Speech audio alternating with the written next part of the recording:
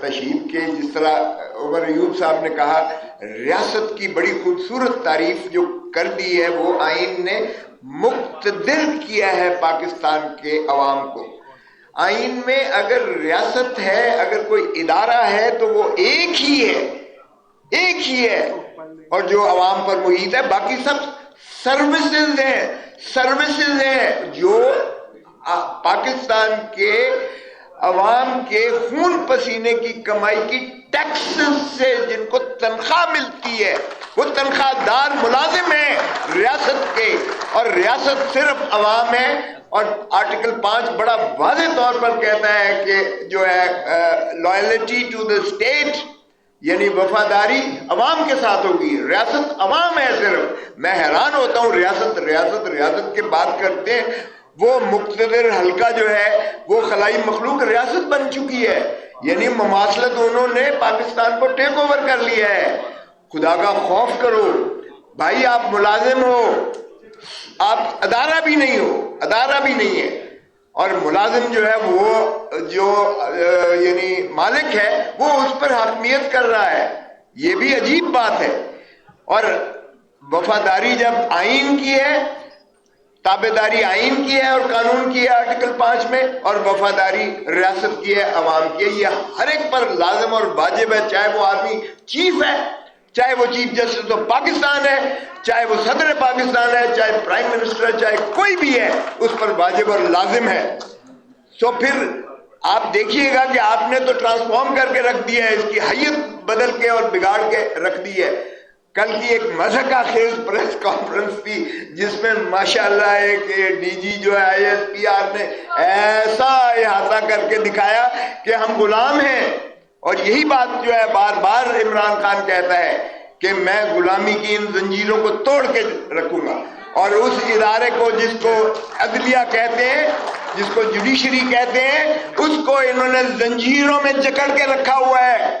یہ ان 6 ججز نے، اسلام آباد ہائی کورٹ کے 6 ججز نے، اور اب سارے پاکستان کی عدالتوں نے، ہائی کورٹوں نے،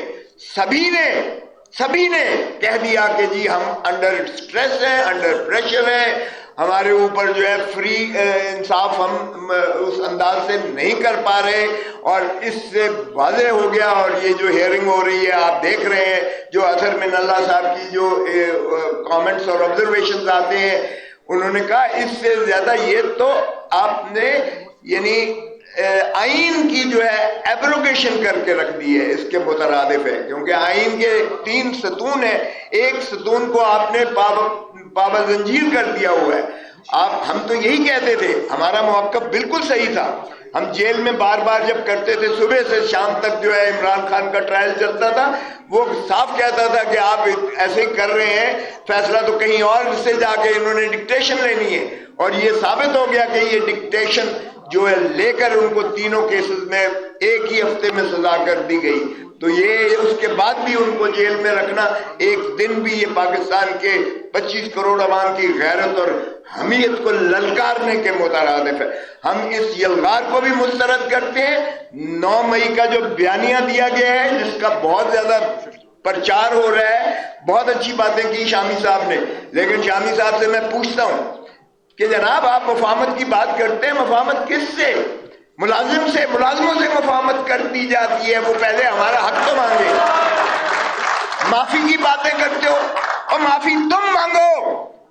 معافی جو تم نے 35 سال 40 سال اس ملک پر قبضہ کر کے مارشل لاء لگا کر رکھا ہے، مارشل لاء لگا کے عوام کو اور پاکستان کو جو ہے آپ نے جس ذلت اور رسوائی میں دھکیلا ہے، معافی تم مانگو اس عوام سے اور پاکستان سے۔ معافی کی باتیں کرتے ہو، پھر معافی کس لیے مانگے اور کس سے مانگے؟ تمہارے سے؟ ہم نے تو کبھی قائد اعظم سنا بھی نہیں تھا، قائد اعظم ہاؤس۔ میں خود گورنر رہا ہوں، میں سینیٹر رہا ہوں، وفاقی وزیر رہا ہوں، میں اٹارنی جنرل پاکستان رہا ہوں، میں نے تو کبھی نہیں سنا تھا کہ جناح ہاؤس بھی وہ ایگزسٹ کرتا ہے۔ او بھائی، اس پہ بھی قبضہ کر لیا ہوا ہے آپ نے، اس پہ بھی قبضہ کیا ہوا ہے۔ اگر وہ واقعی جناح ہاؤس ہے تو پھر کور کمانڈر نے قبضہ کر لیا ہے اس پر بھی۔ ایک قومی ورثے کو بھی آپ نے اس پہ اپنی سبجوگیشن کر کے اپنی رہائش گاہ بنا لی، اپنا گھر بنا لیا۔ باقی چیزیں کہہ دی گئی ہیں، میں اس لیے دہرانا نہیں چاہتا نہ آپ کے درمیان باقی زیادہ دیر، لیکن آج جو تشدد، میں لاہور سے سیدھا آ رہا ہوں، آج جو تشدد کیا گیا ہے وکلاء پر،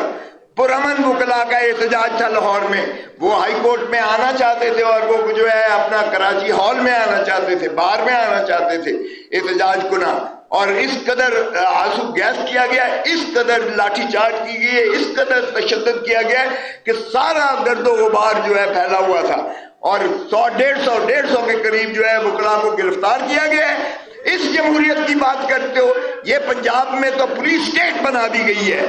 اور یہ اس لیے خوف پھیلایا گیا ہے تاکہ کل جو ہے پاکستان تحریک انصاف کا پرامن احتجاج سے مانے رکھا جائے اور ایک ایسا تاثر دیا جائے کہ جی دیکھیں کوئی بھی نہیں نکلا، اس میں تو احتجاج ہوا ہی نہیں ہے، لہذا ہم جو کہہ رہے تھے ہمارا بیانیہ صحیح ہے۔ پہلے سمت کو درست کریں۔ آئین کی بالکل پاسداری تبھی ہو سکتی ہے جب اپنے آپ کو یہ سروس سمجھ کے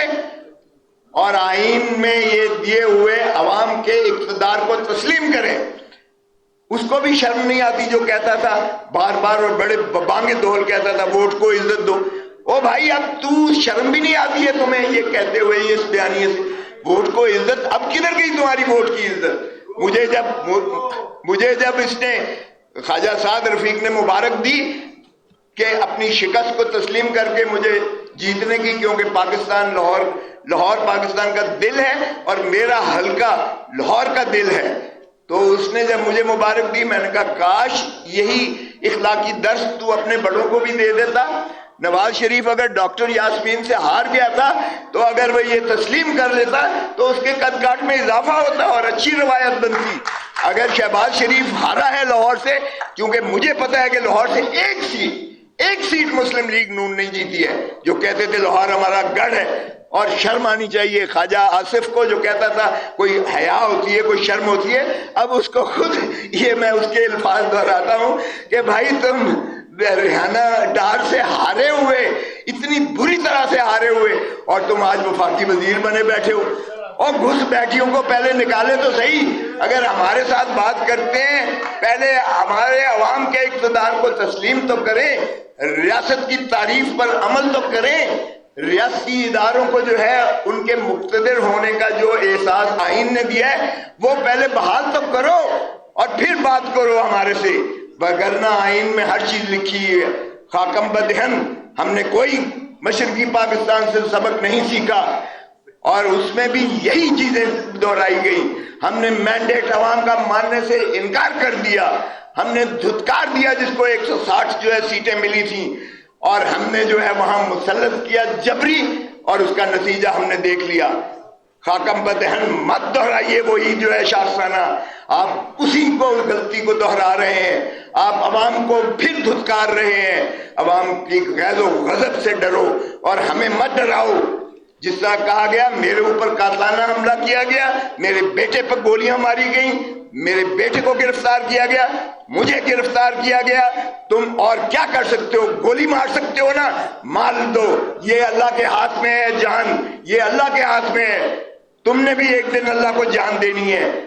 دھرتی ماں پہ رحم کرو، ترس کرو، اس کو اجاڑ کے رکھ دیا ہے، نوچ کے لٹیروں نے ڈاکوؤں نے سرے محل بنائے ہیں، اور اس کے بعد پارک لین ویوز بنائے ہیں، اور ون ہائیڈ پارک پیلس بنائی ہے جس کو جو ہے 50 ارب میں بیچا گیا ہے۔ تو شرم بھی تمہیں نہیں آتی ہے، پھر بھی بانگے دول کہتے ہو کہ ہم نے دمڑی نہیں کھائی ہے۔ اور وہ سارے کیسز جو ہیں جو آپ نے فیصلے کروا کے صاف کروا کے دودھ کے دھلے ہوئے ہو گئے، ایک ایک کا ریکارڈ میرے پاس موجود ہے، کیونکہ میں اس کمیٹی کو ہیڈ کر رہا تھا، اور ایک ایک کیس جو ہے الزام سچا ہے۔ اور وہ بیچارہ ارشد شریف اپنی جان دے گیا، وہ بھی ہمارے ساتھ ہوتا تھا، اس کے پاس بھی اتنا پورا ان کا کچا چٹھا موجود ہوتا تھا، تم نے اسے مار دیا۔ مارو اور بھی جتنے مارنا چاہتے ہو، لیکن دھرتی ماں سے جو پیار کرتا ہے وہ تمہارے خوف سے نہیں ڈرے گا۔ آج میں عمران خان کو خراج تحسین پیش کرتا ہوں، اس نے کہا نہ میں ڈیل کروں گا، نہ میں ان چور لٹیروں کی طرح ملک چھوڑ کر بھاگوں گا۔ میرا مرنا جینا اسی دھرتی میں ہے، مجھے بھلے یہ سارے پاکستان کی جیلیں پھیلا لیں، میں عوام کو حقیقی آزادی دلا کے رہوں گا۔ اور یہی ایک عمل ہے جس سے انشاءاللہ حقیقی آزادی ملے گی. اور میں خراج تحسین پیش کرتا ہوں یہاں جو قائدین بیٹھے ہیں جنہوں نے یہ علم اٹھایا ہے آئین کے تحفظ میں پاکستان کا وقار، پاکستان کی عزت اور پاکستان کا وجود